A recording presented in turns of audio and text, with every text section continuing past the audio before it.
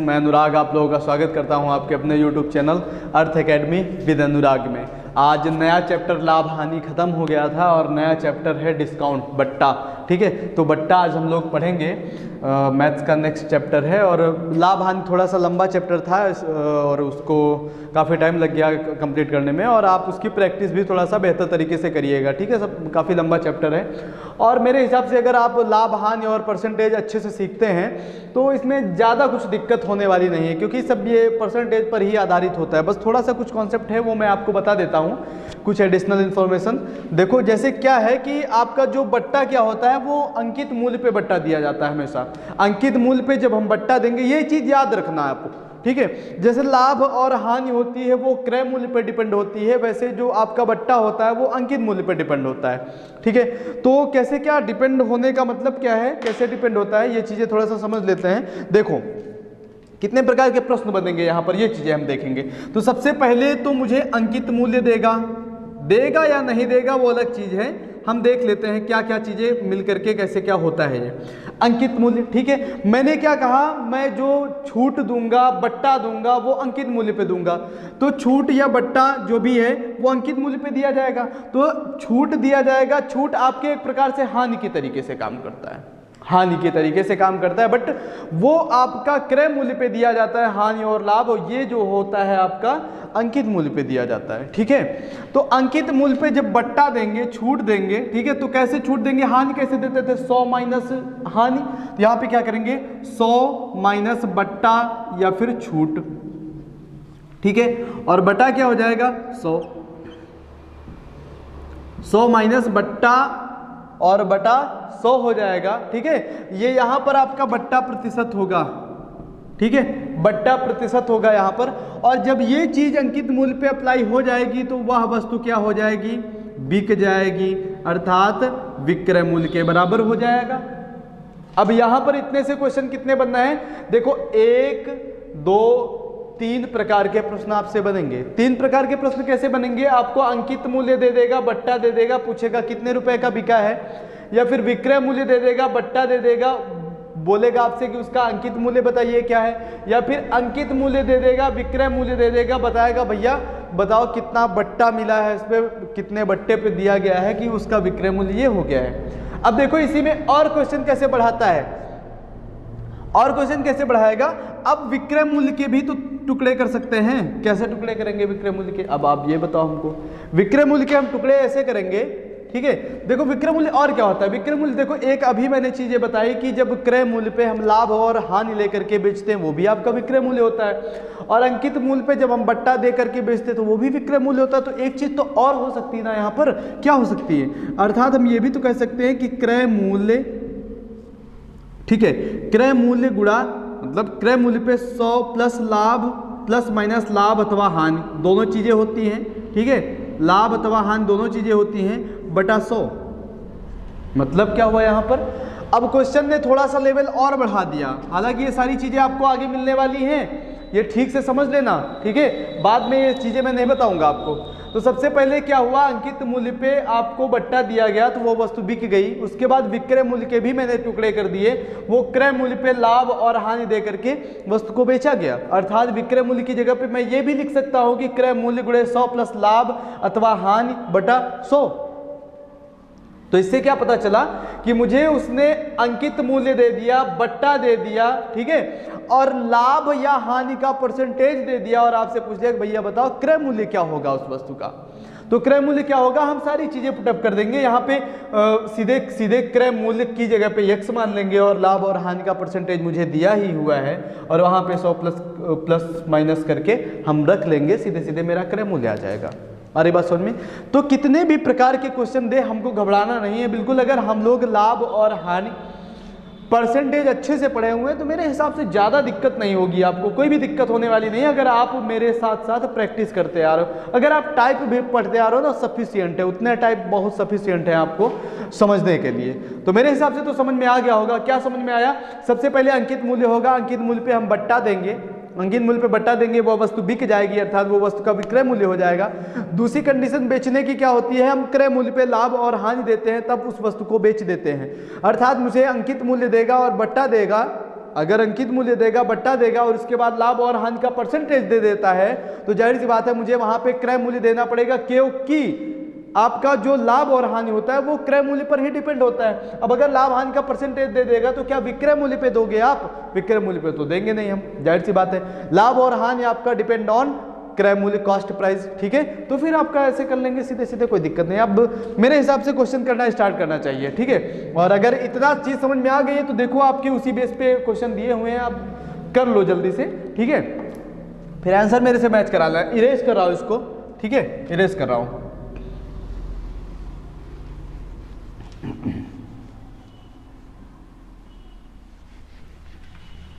ठीक है, देखो अब क्या कह रहा है, कह रहा है एक सामान का अंकित मूल्य 1000 रुपए है, ठीक है। अंकित मूल्य 1000 रुपया दिया हुआ है, जो 10%, 20% तथा 5% के बट्टे पर उपलब्ध है। तो कह रहा है सामान का क्या ज्ञात करना है? विक्रय मूल्य ज्ञात करना है। अर्थात विक्रय मूल्य ज्ञात करने का मतलब क्या है कि हम अंकित मूल्य पे बट्टा देंगे और वो वस्तु बिक जाएगी, ठीक है। अंकित मूल्य पे हम बट्टा देंगे और वो वस्तु बिक जाएगी। तो अंकित मूल्य तो हमको दिया है क्वेश्चन ने, तो सिंपल सा क्वेश्चन दिया बिल्कुल, 1000 रुपया अंकित मूल्य है। उसके बाद कह रहा है जो 10%, 20% और 5% 3 बट्टे हैं, इसमें क्रमिक बट्टे लगे हुए हैं। तो पहला बट्टा है 10%, अर्थात हो जाएगा 100 माइनस 10, ठीक है। 100 माइनस 10 बटा 100 पहला बट्टा देंगे इसमें, और दूसरा बट्टा देंगे 20% का, अर्थात 100 माइनस 20 बटा 100। क्लियर है, ठीक है। बिल्कुल बेसिक से समझ रहे हैं, बाद में धीरे धीरे स्पीड को बढ़ाएंगे। फिर 5% का बट्टा दिया हुआ है, तो ये हो जाएगा 100 माइनस 5 बटा 100, ठीक है। ये तीसरा बट्टा हो गया आपका। इसके बाद इसको थोड़ा सा कैलकुलेट कर लेते हैं, हल कर लेते हैं, सरल कर लेते हैं, जो भी कहो आप अपने शब्दों में। 1000 गुणे 100 में 10 घटाएंगे तो हो जाएगा आपका 90 बटा 100 गुणे 80 बटा 100, ठीक है, और गुणे 95 बटा 100, ठीक है। इतना कर लिया मैंने। अब इसको अब हल करना है आपको। 2 जीरो से आपका 2 जीरो कैंसिल हो जाना है, फिर ये 2 जीरो से एक इसका कैंसिल होगा, एक इसका कैंसिल होगा, फिर 1 जीरो से ये 1 जीरो कैंसिल कर देंगे, ठीक है। अब ये हो जाएगा 9 का 8 से मल्टीपल कर देंगे, 9 × 72 और 72 गुणा हो जाएगा 95 बटा 10। 5 से काट लेंगे, 5 × 5 4 9 5 45 5 दूनी 10, 2 से काटेंगे 2 तिहाई 6 2 छाग 12। अब सीधे सीधे दोनों का मुझे गुणा करना है, 36 गुणे 19, 36 गुणे 19 कर लो, क्या आएगा आपका 19 छक्का 114, आपका कैरी जो 11 हासिल हुआ, और 19 × 57 10 67 1 68। फिर से देख लो, 19 छक्का 114 हासिल 11, 19 × 57 57 10 67 1 68, अर्थात 684 रुपए। ये 684 रुपए क्या आ गया भैया? ये विक्रय मूल्य आ गया, बिक गई वस्तु, बिक गई वस्तु, ठीक है। अब 684 रुपए विक्रय मूल्य आ गया। अगर बोल देता है यहां पर कि अब अगर आगे क्वेश्चन बोल देता कि जो 5% के लाभ पर बेची गई या फिर 10% के लाभ पर बेची गई, तो उस वस्तु का क्रय मूल्य बताओ। तो ये जो बेची गई है 5% के लाभ पर या फिर 10% के लाभ पर, तो सीधे सीधे क्या हो जाएगा 110% बराबर 684, और क्रय मूल्य पूछेगा। अगर लाभ और हानि आपको देगा तो जाहिर सी बात है क्रय मूल्य पूछेगा, और क्रय मूल्य का परसेंटेज 100% होता है, 100% का मान निकाल लो आप सीधे सीधे, कोई दिक्कत नहीं है। अरे बात समझ में? तो आई होप समझ में आ गया होगा। बिल्कुल सेम तरीके से ये क्वेश्चन है आपका दूसरा वाला, ठीक है। उसको आप अपने आप कर लो और फिर मेरे से आंसर मैच करा लेना। इसमें मैं लिख देता हूं विक्रय मूल्य, विक्रय मूल्य, ठीक है। विक्रय मूल्य आ गया ये, ठीक है। अगला देखते हैं क्वेश्चन क्या है। अगला क्वेश्चन देखो, है क्वेश्चन ऐसे ही बट इसमें आगे पीछे कर दिया। इसमें विक्रय अंकित मूल्य आपको स्टार्टिंग में दिया था, इसमें अंकित मूल्य बाद में दे दिया, तो दिक्कत क्या है? कोई दिक्कत नहीं है। 20 25 10 3 बट्टे हैं, श्रेणी पर अंकित मूल्य 1500 रुपया वाली वस्तु का विक्रय मूल्य ज्ञात करो। तो विक्रय मूल्य ज्ञात करना है हमको, अर्थात 1500 रुपये हमको। ये जो बट्टा देना है मुझे कहाँ पे देंगे? हम अंकित मूल्य पे देंगे, अर्थात ये 1500 रुपये का बट्टा हो जाएगा, सॉरी 1500 रुपये अंकित मूल्य हो जाएगा। इसमें पहला बट्टा दिया है 20%। अब बताओ, अब जब हम ये चीज़ कर रहे हैं, करके बाद में घटा करके यही लिख रहे हैं, अर्थात मैंने बताया था कि ये आपको हानि की तरीके से काम करता है बट्टा। जब हानि की तरीके से काम करता है तो काहे लिए बार बार 100 में घटाएंगे, सीधे सीधे करो ना। 20% का बट्टा दिया तो कितने में बिकेगी? 80% में, ठीक। 25% का बट्टा दिया तो कितने में बिकेगी? 75% में। और 10% का बट्टा दिया तो कितने में बिकेगी? 90% में। ठीक है, बस इसी को हल करना है, वही आपका क्या हो जाएगा? विक्रय मूल्य हो जाएगा, वही आपका विक्रय मूल्य हो जाएगा। तो आप हल कर लो सीधे सीधे, 2 जीरो से आपका 2 जीरो कैंसिल हो जाना है। ठीक है, 25 तियाँ 75, 25 चौको 100, 4 से काट लेंगे 4 दूनी 8, 20 आ जाएगा आपका। ठीक है, 20 से काट लेंगे 20 5 100 हो जाएगा, 5 से काट लेंगे 5 तियाँ 15 हो जाएगा। जो कुछ भी बचा है आप लिख लो 3 गुणे 3 गुणे 90। ठीक है, तो इसका गुणा क्या आ जाएगा? 3 त्रिक का 9, 9 नवा 81, अर्थात ये 81 आ जाएगा। केवल नंबर का गुणा किया है, आगे आपका 0 लग जाएगा, अर्थात ये उस वस्तु का क्या हो जाएगा? विक्रय मूल्य हो जाएगा। ठीक है, सिंपल सा है, कोई दिक्कत नहीं है। विक्रय मूल्य देख लो, मेरे हिसाब से बस आपको कैलकुलेशन आना चाहिए, बाकी क्वेश्चन कोई बहुत बड़ी चीज़ नहीं है हल करना। अगर आपको कॉन्सेप्ट समझ में आ रहा है तो मेरे साथ अगर आप लगे हुए हैं स्टार्टिंग से, तो मेरे हिसाब से अब तक आपको बेहतरीन तरीके से मैथ आने लगी होगी। देखो नेक्स्ट क्वेश्चन क्या करा है, थोड़ा सा चेंज किया, करा एक पुस्तक 20% तथा 40% के बट्टे पर 100 रुपए की बेची जाती है। अब ये बताओ, इसमें तो अंकित मूल्य मुझे दिया ही नहीं, ये 100 रुपए की बेची जाने का मतलब क्या है? ये मुझे दिया है विक्रय मूल्य। बेचना क्या होता है भैया? बेचना विक्रय मूल्य ही तो होता है, बेचना विक्रय मूल्य होता है। कह रहा तो उस वस्तु का अंकित मूल्य ज्ञात करो, तो मुझे तो कुछ करना ही नहीं है, मुझे तो पता बट्टा मिलेगा तो मैं अंकित मूल्य पे बट्टा दूंगा भैया, लाभ हानि मिलेगा तो मैं क्रय मूल्य पे दूंगा, बस बात खत्म। तो अगर अंकित बट्टा दिया 20% और 40%, तो मैं क्या मान लूंगा? अंकित मूल्य में यक्स मान लूंगा, अंकित मूल्य क्या मान लूंगा? यक्स मान लूंगा, और अंकित मूल्य पे ही मुझे बट्टा देना, मैंने तो कसम खाई हुई है। ठीक है, तो 20% क्या हो जाएगा? 80%। 20% का अगर बट्टा देंगे तो 80% में बेचेंगे, जाहिर सी बात है, और 40% का बट्टा देंगे तो 60% में बेचेंगे। क्लियर हो रहा भैया? 60% में बट्टा दे रहा है, और बराबर बिक कितने की रही है वस्तु? 100 रुपए की बिक रही। हो सकता था आपको विक्रय मूल्य ना देता, बोल देता कि 60% के लाभ पर उस वस्तु का क्रय मूल्य बताओ, तो सिंपल सा फिर आपको अंकित मूल्य देता, अंकित मूल्य देता, फिर यहाँ एक्स मान करके उसको लाभांश पर दे देते, एक्स का मान निकाल लेते। ठीक है, तो ये दो डबल जीरो से आपका डबल जीरो कैंसिल हो जाना है। ठीक है, 4 से काट लो, 4 दूनी 8 हो जाएगा, और ये हो जाएगा 4 दूनी 8, 4 पंचे 20। इसको काट लो चाहे इसको काट लो, कोई भी दिक्कत नहीं है आपको।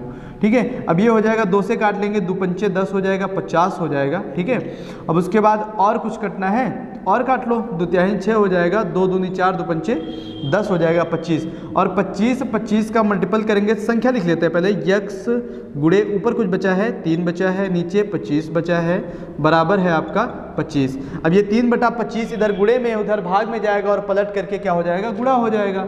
तो अर्थात यक्स का मान हम निकाल लेते हैं, यक्स बराबर आ जाएगा आपका 25, और गुणा, इसको पलट के गुणा कर देते हैं, 3/25 का क्या हो जाएगा? 25/3 हो जाएगा। ठीक है, तो अब इसको आप अगर हल करें तो क्या होएगा 25 25 आएम 625, और 625/3 करोगे तो सही बटे में आंसर आएगा, या फिर इतना ही आंसर आएगा, जो भी होगा देख लेना है ऑप्शन के हिसाब से, ऑप्शन के अकॉर्डिंग हम लोग देख लेंगे क्या आंसर आएगा। ठीक है, तो ये देख लो भैया, काट पीट लो, या फिर सही बटे में, या फिर ऐसे ही रहने दो, जो आपकी इच्छा हो।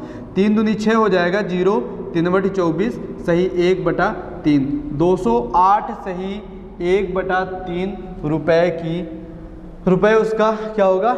अंकित मूल्य हो जाएगा। ठीक है, तो देख लो, और मेरे हिसाब से इस तरह के जितने भी प्रश्न मिल रहे हैं आप उनकी प्रैक्टिस करो, बिना प्रैक्टिस किए देखो मैथ नहीं आएगी। ठीक है, ये क्वेश्चन मैंने अपने आप बनाया था, इसलिए थोड़ा सा इस तरीके से सही बटे में आ गया है। ठीक है, मैंने अपने आप बनाया था क्वेश्चन, क्योंकि एक टाइप में सारे इसी तरह के टाइप लिखे हुए थे, तो मैंने इस हिसाब से क्वेश्चन थोड़ा सा बना दिया कि इसमें चलो विक्रय मूल्य दे देते हैं तो अंकित मूल्य पूछ लेगा इस हिसाब से। ठीक है ना, तो ठीक है, कोई दिक्कत नहीं, आप इसका स्क्रीनशॉट लो।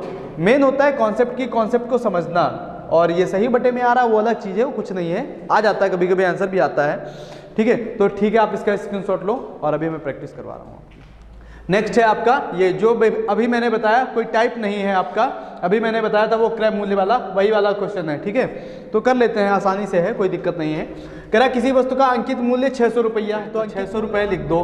ठीक है, उसके बाद क्या कह रहा है, विक्रेता 20% का बट्टा देने के बाद भी, बट्टा हम कहाँ पे देते हैं, अंकित मूल्य पे, तो बट्टा देंगे 20% का अर्थात 80% में बेचेंगे। ठीक है, बट्टा देने के बाद भी 20% का लाभ कमाता है। अब ये तो वस्तु बिक गई ना, बराबर मुझे क्या मिलेगा, विक्रय मूल्य मिलेगा। बराबर क्या मिलेगा, अभी मैंने पीछे आपको समझाया, बराबर क्या मिलेगा, मुझे विक्रय मूल्य मिलेगा। लेकिन 20% का लाभ प्राप्त करता है, और लाभ और हानि आपका किस पे डिपेंड होता है, क्रय मूल्य पे। तो अब यहाँ पे क्रय मूल्य मुझे मानना पड़ेगा यक्स, इस पे 20% का लाभ दे देंगे अर्थात 120/100, अर्थात क्रय मूल्य पे जब लाभ और हानि देते हैं तब भी वो क्या होता है, विक्रय मूल्य ही होता है। राइट, हो गया। यक्स का मान निकालो, ये 100 से 100 आपका कैंसिल हो जाना है, ये 0 से 0 आपका कैंसिल हो जाएगा, 12 से कट जाएगा, 12 पंचे 60 हो जाएगा 50, और इस दोनों का गुणा कर दो, 50 गुणे 8 55 40। ठीक है, 55 40 00 आगे यक्स, अर्थात यक्स बराबर क्या आ गया आपका 400। 400 क्या है, उस वस्तु का क्रय मूल्य है। ठीक है, क्रय मूल्य यहाँ लिख देता हूँ, क्रय मूल्य हो गया। क्लियर, ये तो और भी आसान है। अब क्या कह रहा है, अगला एक घड़ी का अंकित मूल्य 600 रुपये है, तो एक घड़ी का अंकित मूल्य 600 रुपये, तो 600 रुपये लिख देते हैं, 600 रुपये है घड़ी का अंकित मूल्य।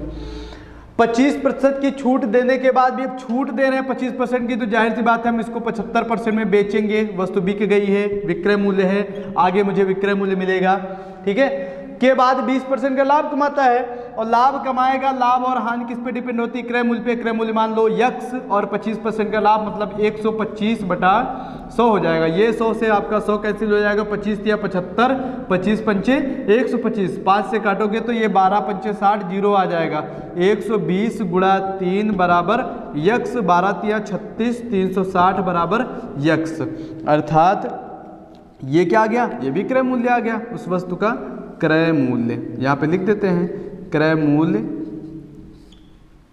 ये है क्रय मूल्य। ठीक है, क्रय मूल्य कितना आ गया, 360 आ गया। सिंपल सा है, जितने भी टाइप के क्वेश्चन मिल रहे हैं सारे के प्रैक्टिस कर लो।